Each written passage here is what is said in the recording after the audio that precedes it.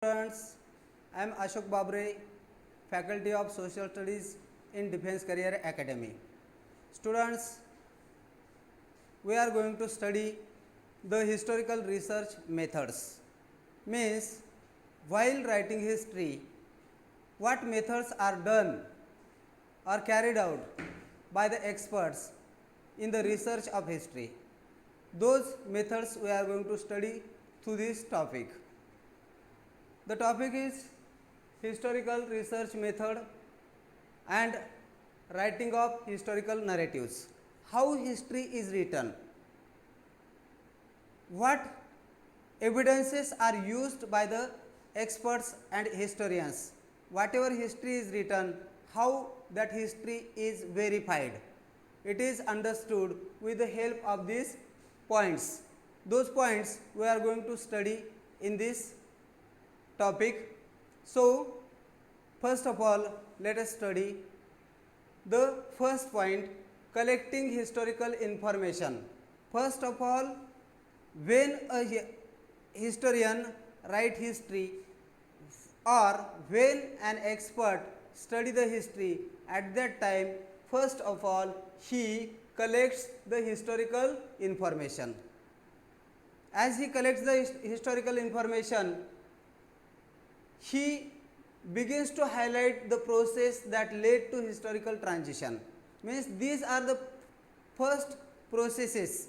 First process is collecting historical information, then he highlighting the process that leads to historical transitions. Means historical transition means what? From changing from one situation, one condition to another condition. How history changed, how historical period changed from one condition to another condition. For example, Paleolithic man changed in Neolithic man, and while studying them, some relevant sources, evidences are collected by the historians, relevant evidences are studied by the experts. They study those evidences and they study the process by which the historical transition has occurred.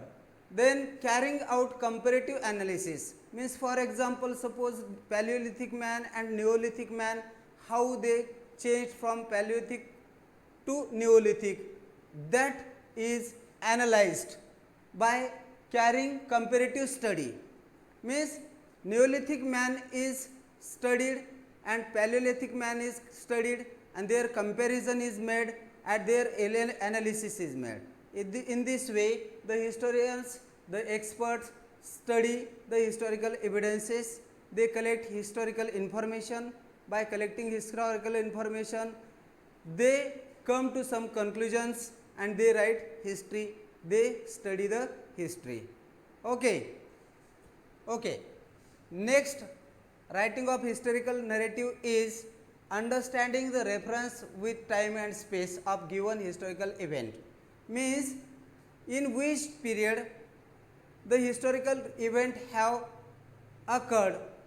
To understand this is the next step of writing history. Also, various conceptual frameworks used in historical research method are tried to understood by the experts. Means what? Various types of concepts, and according to those concepts, to those frameworks, historical research is done by the experts, by the historians, and through that concept, through that conceptual framework, they tries to understand the historical event, they tries to understand the historical incidents, and they analyze them and write the history. Next is formulation of relevant questions in view of historical references. Means when they study the history, when they study the historical documents or evidences, at that time they form some relevant or related questions to ask some truths, to find out some truths, to find out the authenticity of that historical evidence. They ask some related questions. For example, who made this, why made this, when made this, how this evidence is available, in which period it belong to. Such a type of relevant questions are tried to find out the answer by the expert while studying historical document or historical evidences. Then next is examining relevant references of the available historical information. Means while studying historical evidences, while studying historical documents, at that time relevant references are examined by the experts. With the help of those references, the authenticity of the documents is verified by the expert while studying history or while writing history. Then next point is critically examining various sources of history. Means while an expert get a type of any type of historical source, for example there are different type of historical sources. First is written source, second is material source, third is oral source, and next modern source, audio source, video source or audio visual source. These sources of history are critically examined by the expert. For example, suppose the expert got a video clip, or he got some photographs, or he got some audios. At that time he tries to verify those sources, those evidences, whether they are real, authentic or not, with relevant questions or with relevant some formulations or some criterias. He tries to find out the authenticity of those documents, and for that purpose he asks various questions and he tries to satisfy his curiosity regarding those documents, regarding those evidences, and for that purpose he critically examine it. Suppose he found any type of historical evidence like material sources. For example, the archaeologists found different type of atoms things in Harappa. Various types of earthen pots were found. Even they found a statue, that statue having designs on the clothes worn by it. On those clothes there were designs. This means that he can critically examine it. His beard was trimmed, his hair were trimmed. It means that he critically examined it whether that statue belongs to the same period or not. He asked various questions. He tries to ask whether it belongs to the same region or it was brought from other region, what type of stone was used for making that or carving that statue at the time of sculpture. Then various questions, various methods are used to find out the authenticity, to find out the real trustworthiness of that historical evidence. Many times coins are found. Those coins also, whether they belong to which period, which copper or gold or silver metal, what is used for minting coin.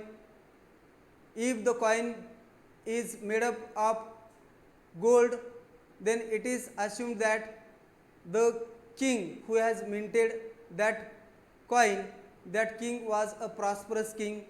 Such a type of conclusions are made by the historians while studying history, while studying some sources of history. When there are some written sources like letters, like newspapers, like biographies, autobiographies, that time also the authenticity of that document is verified by asking critical questions. With those questions he tries to understand the reality, he tries to understand the fact, he tries to understand the authenticity of that document. And last is formulating hypothesis. Hypothesis means assumption. Assumption means what? When a historical document or historical proof or evidence is found by any historian or any expert, at that time sometimes the experts have to assume some truths. For example, in Harappan civilization, the archaeologists found some cotton cloth in the burials. What does it mean by finding out of cotton cloths and various types of grains? Cotton cloth was found, it means that they have to assume that, or we can assume that cotton cloth hints, implies at that the Harappan people were known about the cultivation of cotton. They were known about the skill of making yarn. They were known about the skill of weaving cloth. They were known about making various designs on the cloth. In this way, we have to assume some truths with the help of some documents or some sources. Sometimes archaeologists found many burials. In those burials, various things were buried with the dead body. Various things were buried. For example, some animals were buried like horses, bullocks, various types of jewelries were buried with them, utensils were buried with them. Even food grains were also buried with the dead bodies. What does it mean? What can we assume? What hypothesis we can develop from that sources or material which we found in the burials? We can assume that the person who was buried in that grave, that person belonged to a rich family. That person was a well-known family. Various items were buried with him like horses, bullocks. Sometimes some other dead bodies were also buried with him.